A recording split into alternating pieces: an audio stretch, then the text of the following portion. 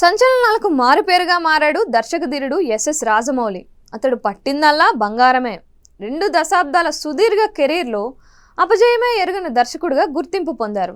బాహుబలి 1, బాహుబలి 2 చిత్రాలతో సంచలనాలు సృష్టించిన రాజమౌళి భారతీయ సినిమా తీరుతెన్నులను మార్చడంలో కీలక భూమిక పోషించారు.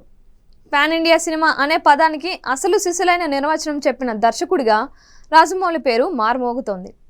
ఇటీవల ఆర్ఆర్ఆర్ చిత్రంతో కమర్షియల్ బ్లాక్ బస్టర్ సాధించడమే కాక నాటు పాటకు ఆస్కార్ని దేశానికి అందించిన తొలి దర్శకుడిగా రాజమౌళి రికార్డుకెక్కారు.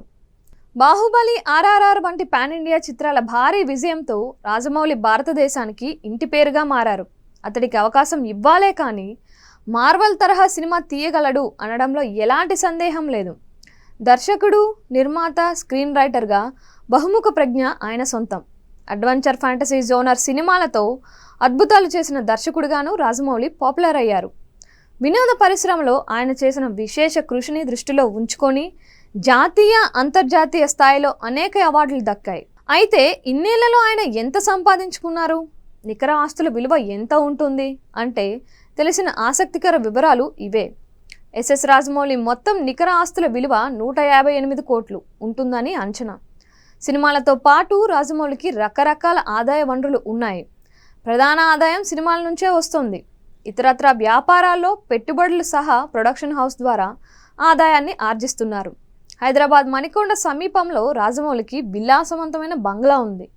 2008లో ఈ ఇంటిని కొనుగోలు చేశారు. హైదరాబాద్లోని ఇంటితో పాటు ఔటర్లో ఫామ్ హౌస్లు, కొన్ని స్థలాలు ఉన్నాయని కథనాలు వచ్చాయి. ఇతర నగరాల్లో కూడా అతనికి పలు అపార్ట్మెంట్లు ఉన్నాయి.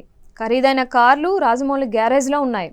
రేంజ్ రోవర్, BMW సహా కొన్ని విలాసవంతమైన కార్లు అతడి సొంతం. వీటి ధర కోట్లలో ఉంటుంది. రాజమౌళి తదుపరి ఇండియానా జోన్స్ స్ఫూర్తితో భారీ అడ్వెంచరస్ సినిమా తెరకెక్కిస్తున్నారు.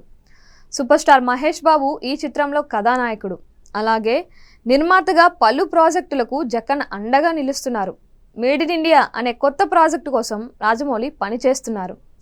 భారతీయ సినిమా పితామహుడిగా పేరొందిన దాదాసాహెబ్ ఫాల్కే జీవితం ఆధారంగా ఈ సినిమా తెరకెక్కబోతోంది. రాజమౌళి తనయుడు కార్తికేయ, వరుణ్ గుప్తా సంయుక్తంగా ఈ చిత్రాన్ని నిర్మిస్తున్నారు. బాహుబలి ఫ్రాంచైజీ కోసం రాజమౌళి 25 కోట్ల పారితోషికాన్ని అందుకున్నట్లు కథనాలు వచ్చాయి. తర్వాత ఒక్కో ప్రాజెక్టుకు 100 కోట్ల రూపాయలు ఫీజు పెంచారు. రాజమౌళి చిత్రాలలో Baahubali the beginning, Baahubali 2 the conclusion, RRR, Magadheera, Eega లాంటి బ్లాక్ బస్టర్స్ ఉన్నాయి. మేడ్ ఇన్ ఇండియా, కల్కిలో అతిథి పాత్రలో కనిపిస్తారని సమాచారం.